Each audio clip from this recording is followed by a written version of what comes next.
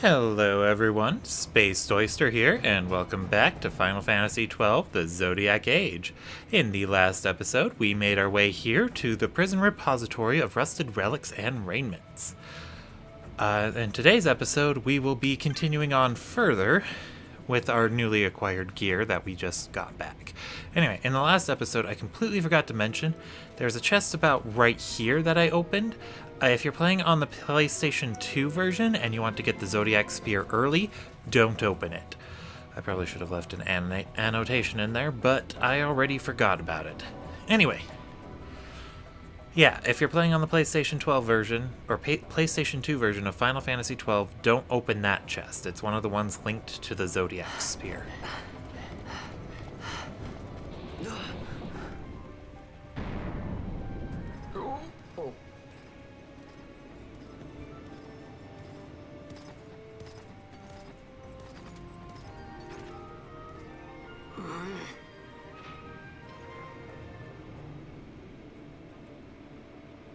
Anyway, trying a new, different recording setup.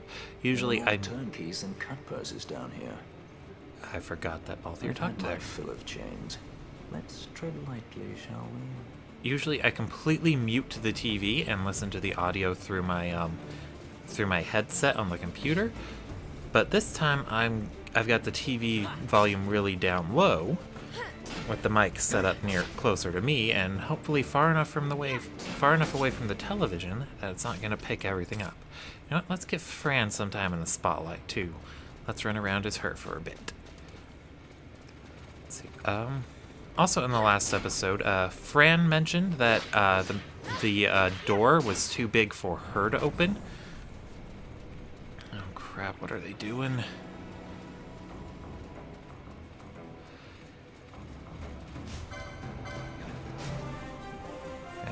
These guys are not cooperating with me. Anyway, Fran mentioned that the door was bound with magics that she can't dispel. I think they initially wanted Fran to be a mage, or the plan was for Fran to be magical, that Viera are supposed to be magical. But Fran's stats actually don't reflect a mage. Like, even in the original game, she's easily the third worst mage, I think, with low MP and magic scores. I think she still holds that title in this one too. But I guess that could also be a bit of gameplay and story integration, because part of what makes Viera magical is their connection to their home, and Fran hasn't been home in a while. Spoiler, I guess. So she knows magic, she's just not as strong as she could be.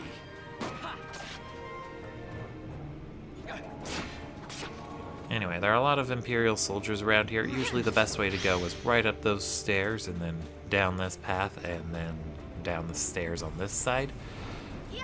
But as you notice, Balthier and Vaughn decided to pick a fight when they didn't really need to, because they did not stick close to the party leader.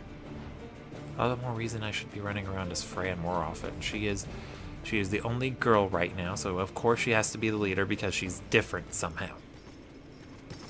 Anyway, we've caught up to them.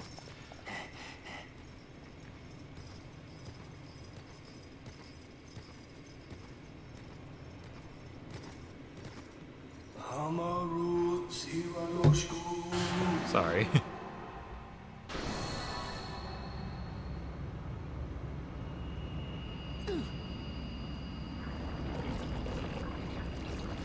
Judge in the lead didn't flinch like the random soldier just to show us that he means business.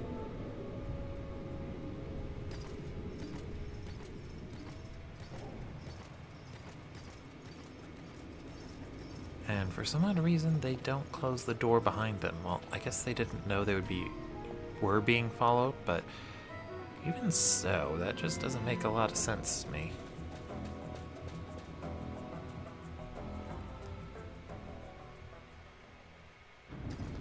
Anyway, we follow them in, and we get another cutscene.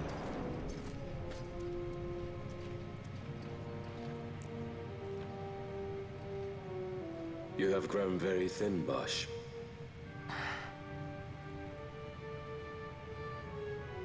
Less than a shadow. Less than a man. Sentenced to death, and yet you live? Why? To silence Hondor. How many times must I say it? Is that all? Why not ask Vayne himself? Is he not one of your masters? We've caught a leader of the insurgents. She's being brought from Rabanasta, the woman Amalia. Who could that be? Such a faithful hound to cling so to a fallen kingdom. Better than throwing it away. Throwing it away, as you threw away our homeland. I know that guy's supposed to look like Bosch in the cage there, or they used to back when they were both pretty clean, but he always looked more like Balthier to Who's me. there? This the place? The mist is flowing through this room. It must be going somewhere. You're no Imperials. Please, you must get me out. It's against my policy to speak with the dead, especially when they happen to be Kingslayers. I did not kill him. Is that so? Huh. Glad to hear it. I can't tell if he was being Please, sarcastic. get me out. For the sake of Dalmasca. Dalmasca? What do you care about Dalmasca? Everything that's happened is because of you! Everyone that's died, every single one. Even my brother. You killed my brother! Quiet! The guards will hear. I'm dropping it. Fran's also the problem solver. Pirates without a sky.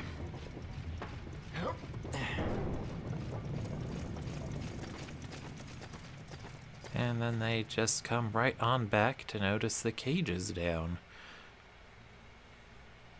Makes me wonder why they didn't try to find where it leads to. Like, they could have slowly lowered one of those other cages, maybe?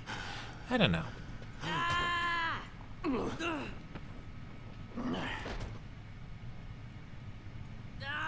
Spare us your quiddities. Yeah, but he's a... A traitor, I know. Stay here and fight if you want.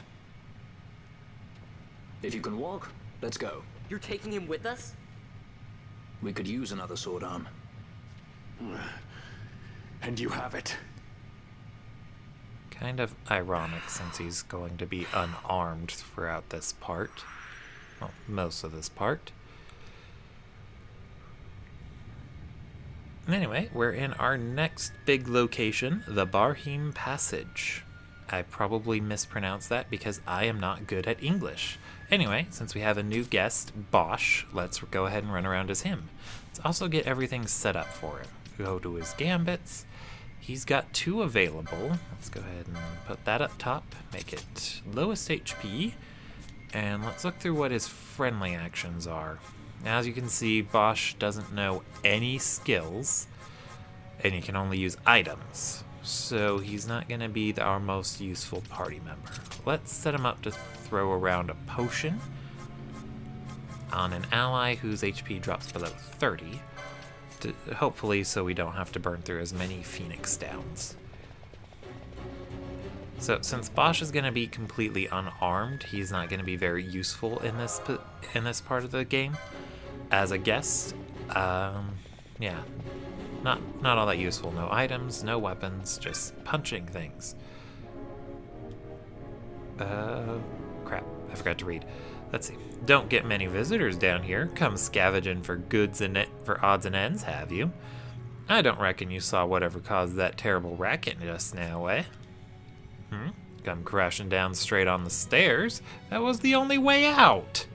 Guess it's time to start looking for a back door out of this place. What about you? You plan on poking around these tunnels? Best go prepared. I piece together what scraps of this, that, and the other I find into all manner of things. It may be I have something you need. Ugh, I really don't like the way they talk. All right. So I don't have the license for it yet, but we're gonna get Balthier the longsword. Fran's gonna get her a hammer. And Vaughn's gonna get a mage masher, which might actually come in handy. There are magical enemies down here, so it'll be helpful to be able to take them out. And then it looks like we also get our got our next level of armor too, but I'm too poor to actually buy any of that armor. I will be once I sell my old weapons. And we got a few new spells here too. Poisona, Vox, Thunder, Immobilize, Dark, which I didn't buy from the first time. Anyway, let's go ahead and sell the short bow and the Altair, or is it Altair? Yeah, doesn't matter, don't need them. I'm gonna sell that mace I picked up too. Let's see, and I don't need 2 of these leather shields because neither Vaughn or Fran can equip them. I don't need the headgear, and I don't need 3 of these chromed leathers. Oh, do I have any? I do have things I can sell. Let's see. I don't know if anything new will show up in the bazaar, but that's okay. Either way, I'm going to have to exit out of here. Normally, I get supplies I need often the caravans come through Nabana, but Barheem Passage is certain items not easily come by. I knew it weren't safe, but well, here I am. And here I am in post-commentary because the rest of the audio for this didn't show up. I don't know why. It shows up when I bring up the specific audio file in a separate program, but here in the video editor it just cuts out in the middle of that guy's dialogue, and I am so happy about it. Anyway, I'm just going to finish the rest of it in post-commentary and give some thoughts on other related things to this episode. I did enjoy being able to hear things from the television, but the microphone did not. It was still able to pick up a few things even though I had the volume turned down to 1, as in 1 on the TV out of whatever the max volume gets to. This thing is a little too good. That, or it's a little too bad because it just picks things up way too well. Like the cats. Anyway, for the licenses, I decided to get Fran and Balthier Heavy Armor 2 because they have the last bit of Heavy Armor 1. So, you know, just stick into what I was telling you last time about buying licenses. Get the next level of gear you can afford to get for the license. That way you don't have to worry about grabbing it later when you can actually buy it. I mean, you eventually get to the point where you're going to have almost all the licenses unlocked, and you won't even have half the gear that you can use. Well, half of the best gear you can use. Anyway, I'm going to finish outfitting the characters here, and then I'm going to do what I was supposed to do, which was activate the switch near the top by the save crystal, and then come down here and talk to this guy. Then, after you look at that thing, he gives you an item to fix it. Very, very useful stuff. I'm also kind of regretting not saving this as an audio file, well, editing audio file instead of just as the file to use in the video editing process. Yeah, here I decided to buy Thunder and Poisona. It didn't leave me enough to buy gambits, targeting gambits, but selling some armor gets me more than enough to do that. Oh, I'm gonna readjust. Readjusted. Okay.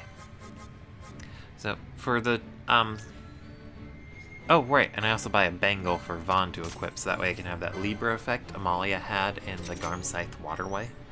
Very, very handy. I mean, I don't think you actually really need it, quote need, but it gets useful in the next big area we explore after this, because traps will start to show up from after that point, or from that point forward. Some traps are beneficial, but you can't really tell at a glance, so it's better to just avoid them. But I'm getting ahead of myself. I can just wait till we got that. For now, let's go over the gambits. He sells a few new targeting ones, some of the more useful ones. The only one I bought for there was for someone to use on themselves when their MP falls below 30%. That's going to be for the mages later, but I think there's also one that does 10%. And I decided to give these to the Orchoa amulets, or however you pronounce that. I was thinking of giving Balthier the Goddess's Magicite, since he doesn't even use his magic, so the MP to 0 side effect doesn't really bother him.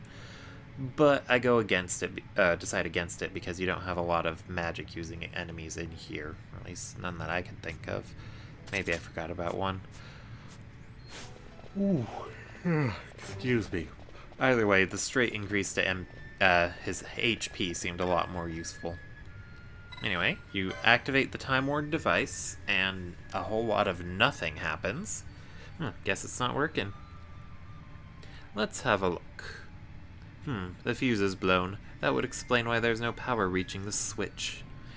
If the wiring is any indication, I'd say this is a central power relay of some sort. As it stands, I doubt we'll find much still running down here.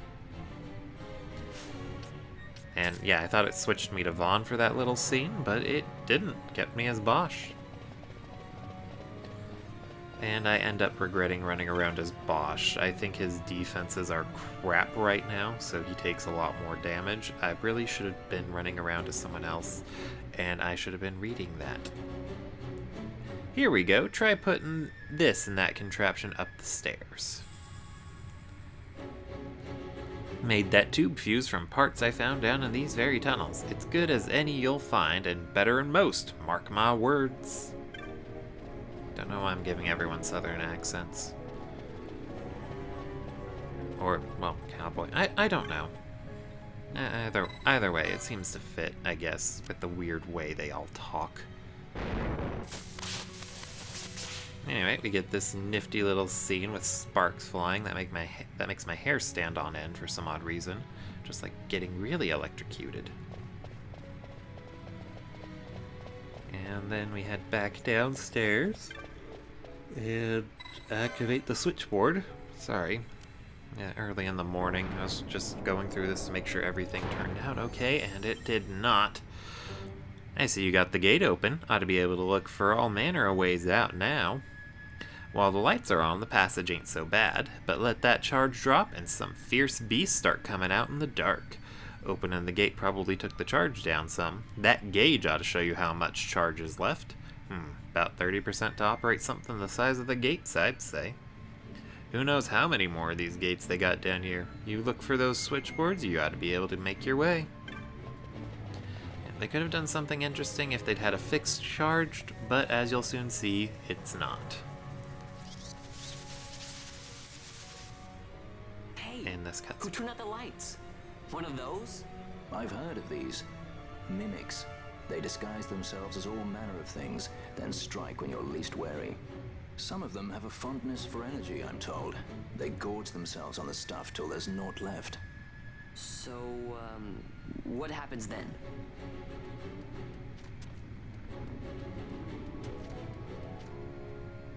Lights out, and it's worse in the dark. Much worse. So, let them get too close to one of those conduits, and they'll suck it dry. But don't worry, it'll give the energy back if you ask nicely. Sticking it with a sword helps too. Clock's ticking.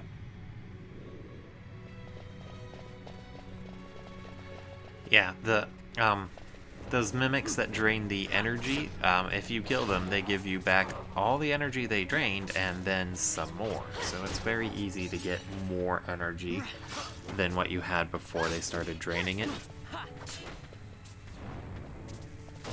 And yeah, and Bosch, he's going to be unarmed the whole time. I think he does about a steady 20-ish damage to most enemies. But then later on in the dungeon, he gets some gear, and then he'll be doing a lot more. But for now, he's mostly just there to be an extra distraction / potion user. Although in my case, he ends up being useless dead weight who needs to get healed all the time. But that was because of my own bad decision to run around as him the whole time. But to be fair, I really did want to show off the Zodiac Age's feature to run around as your guest party members. And, you know, prove the tutorial completely wrong about how they don't take orders from anyone. Anyway, we'll be continuing on in here. Yeah, I remembered. Last time, well, in the original audio, I actually brought up how the various different stats. Ultimately, what some of the weirder ones do in this game. Strength and speed and defense, they're all pretty straightforward. The one that's mostly different, the only one that's really different from any other RPG ever is Vitality. In most other games, Vitality is a measure of how much HP your character gets. Basically just how sturdy they are. In Final Fantasy XII, however, it affects how resilient they are to status conditions. Characters with high Vitality, they tend to avoid getting status conditions as better than the rest of the party, and then those same status conditions don't last nearly as long. And then it also affects how long your own status buffs last on your party members. So high Vitality means that they keep it for a lot longer, and a low Vitality means that it wears off faster. So for example, let's say this one buff, Protect, let's assume it lasts 3 seconds. It doesn't. No, not 3 seconds, 3 minutes. It really doesn't, though. A character with a high Vitality would have that instead last about 4 minutes, and a character with low Vitality would have it last 2 minutes. And then the opposite would be Poison. The high Vitality character with a 3-minute poison effect, they would have it wear off in 2 minutes, and the low Vitality character would have the poison wear off after 4. So, the best characters to have as your tanks are definitely high Vitality ones like Fran, which is also why the Foebreaker ends up being a deceptively useful class, since it scales off that Vitality stat, wears heavy armor, and it gives the character access to, I lost my train of thought. Let's just assume I was going to say abilities that debilitate the foe. All in all, it means it encourages you to use characters who are good with their Vitality stat in that class, and then to also have them on the front lines. So they're going to be able to block with their shields that they get to use because they're using a one-handed weapon. I think that was it. And at the same time, they're also going to have their key stat for making sure they don't get hit with too many status conditions, as well as keeping their buffs active as long as possible. Deceptively brilliant. And as for characters with high Vitality, like I've already mentioned probably too many times, that is Fran with the highest. I think second to her is Vaughn, and then Penelo, oddly enough. But also, like I said about Penelo, she gets the lowest HP scores, so she's not a very good tank. Hold on.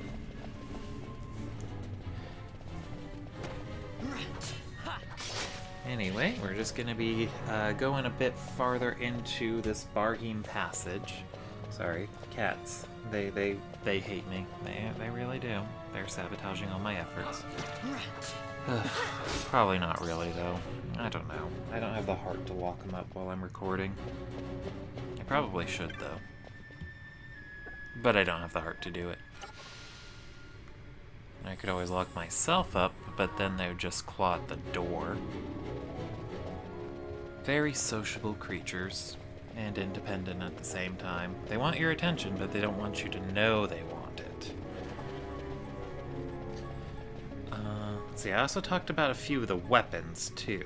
Like, most of them are pretty straightforward. Your swords and lances, those both use all the stats you'd expect them to use. Your attack, the enemy's defense. Monks get a weird one with their poles. The poles use your attack stat, but the opponent's resistance stat. So monks are very weird in that they function offensively, similar to a black mage, but they function similarly to a black mage in their offensive department, but their stats, you scale them like you would a physical unit. Monk is very weird in this game. Oh, yeah, and the reason why I didn't bring up Monk in that brief unarmed section that we had to do with Vaughn and Balthier is because the unarmed boosts that Monk gets, those don't show up on their license board for quite a while, so they wouldn't have had access to boosted unarmed damage, even if they were a monk. And while I'm pretty sure that monks are the only ones that get the unarmed boost. I'm not gonna just say that that's a definite. But it would make sense. The license board thingy when you're picking your job even specifies that they do unarmed damage or specialize in unarmed damage.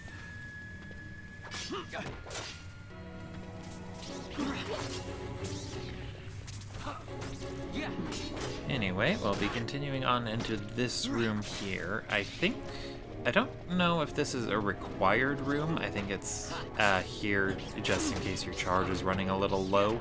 Like if you were under-leveled and having trouble killing everything, then these mimics here would give you a surplus of energy. That's what I think is going on with this room, but hey, might as well explore everywhere, right? At the very least, there's a useful accessory on the top floor.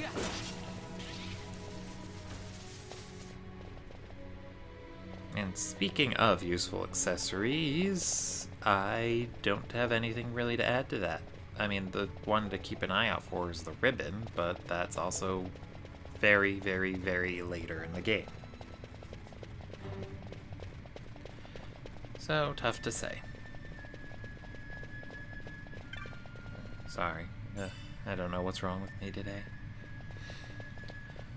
Well, I do know what's wrong with me today. My recording, which was okay, I guess, turned out to be crap.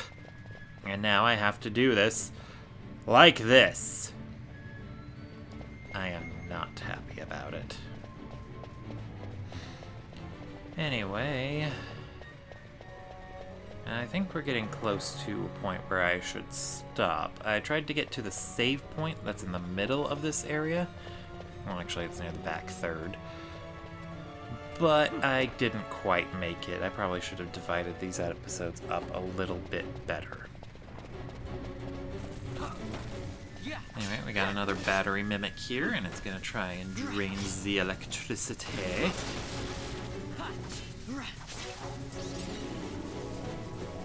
And then I think we got another battery mimic somewhere else.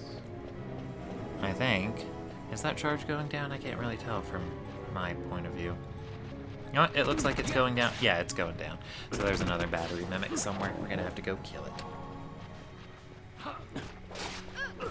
And we got some flans here, and Bosch's unarmed attacks are like bullets to the flans. They take nothing from them.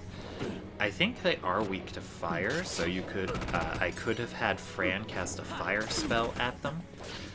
But she's already burning through her MP as it is. I didn't want to waste any more of it. Yeah.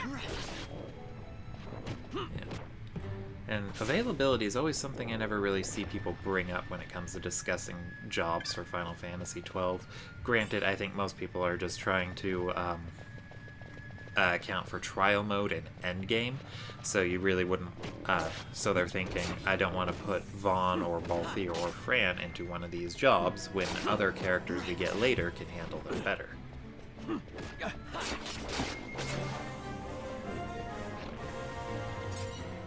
I don't know, it's a small detail anyway, and I made sure to bring it up, so there.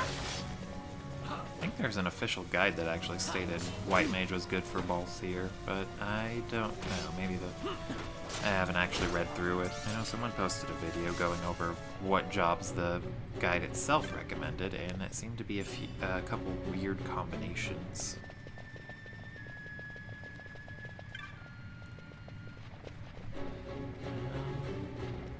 More flans to deal with as we go up the stairs, and then I think there's another area to explore. This one will be non-optional because there's a